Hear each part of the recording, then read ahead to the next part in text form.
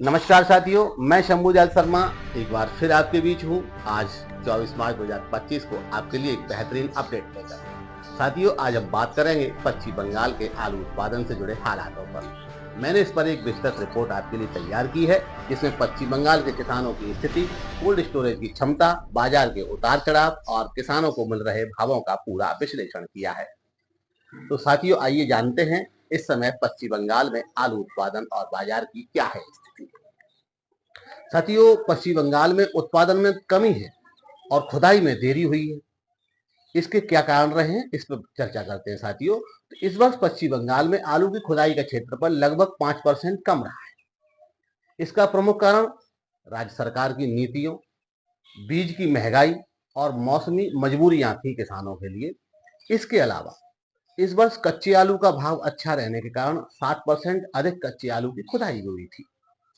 तो साथियों, शुरुआती अनुमानों के मुताबिक उत्पादन 105 लाख टन होने की उम्मीद जताई जा रही थी, जो अब पूरे तरीके से धराशायी हो गया है। अब स्थिति यह है कि कुल उत्पादन लगभग 80 से 85 लाख टन के बीच पक्के आलू का होता दिख रहा है।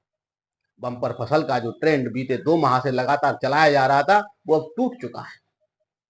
साथियों, यहां मैं आपको एक जरूरी अपडेट देना चाहूंगा। तमाम वो कारण जिसके कारण किसान भ्रम और साजिश का शिकार बने। किसानों के लिए इस बार की स्थिति काफी कठिन रही। सरकार ने ज्योति आलू के लिए 900 रुपए प्रति कुंटल की सरकारी खरीद की योजना भी बनाई है। इस योजना के तहत लगभग 11 लाख टन आलू की खरीद का लक्ष्य भी रखा गया है, लेकिन सरकारी आदेशों में देरी और व्यापारियों की रणनीति ने किसानों को भारी नुकसान में डाल दिया है।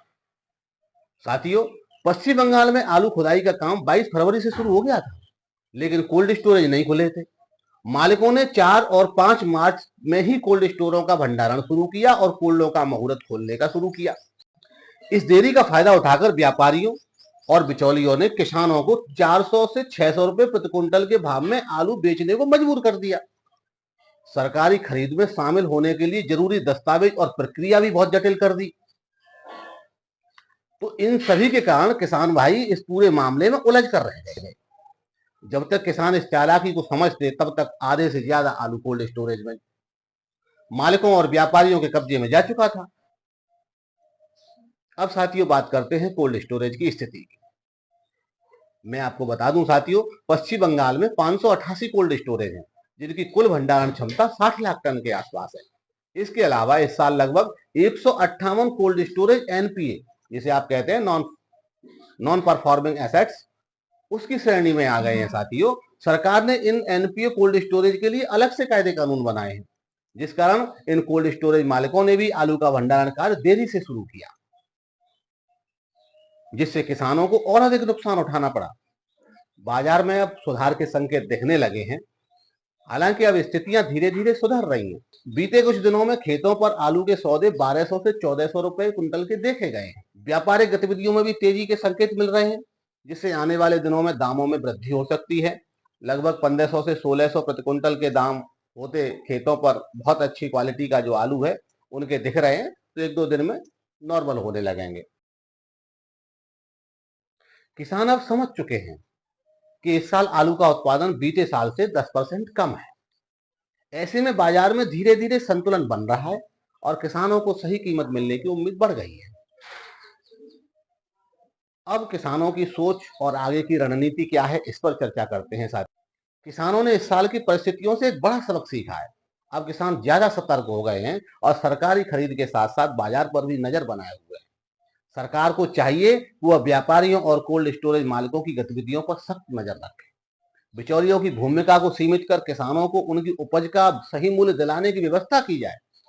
सरकारी खरीद प्रक्रिया को भी अधिक सरल और पारदर्शी बनाना जरूरी है। तो ये मेरा सरकार से निवेदन है, पश्चिम बंगाल की सरकार से। इन प्रक्रियाओं को अपनाएंगे तो किसानों को एक लाभ मिलेगा। वहां का जो किसान है, वहां के जो बिचौलिया हैं, वहां के जो तमाम ऐसे कोल्ड मालिक हैं, वहां के जो तमाम ऐसे व्यापारी हैं, जो साथियों वहां कमजोर किसान को, वहां कोई टेक्नोलॉजी युक्त किसान नहीं है, बहुत कमजोर किसान है और उसको साथियों उन्होंने अपने जाल में फंसा रखा।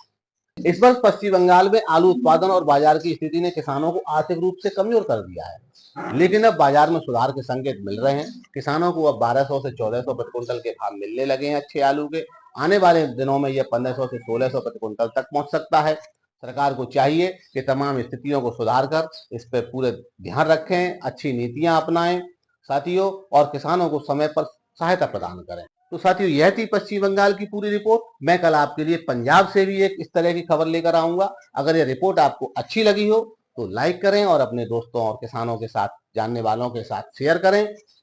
अगर ये जानकारी आपके लिए फायदेमंद साबित हो रही हो तो चैनल को सब्सक्राइब करें साथियों। आपका एक सब्सक्रिप्शन हमारी टीम की मेहनत के लिए आशीर्वाद साबित हो। आप जुड़े रहिए एपीयू समाचार चैनल के साथ और होते रहिए नए नए अपडेट से रूबरू। आगरा के फतेहाबाद और शमशाबाद क्षेत्र से एपीयू समाचार के लिए शंभू जाल शर्मा। तो दीजिए मुझे विदा, कल फिर मिलते हैं आपके मनचाहे अपडेट्स के साथ। धन्यवाद साथियों।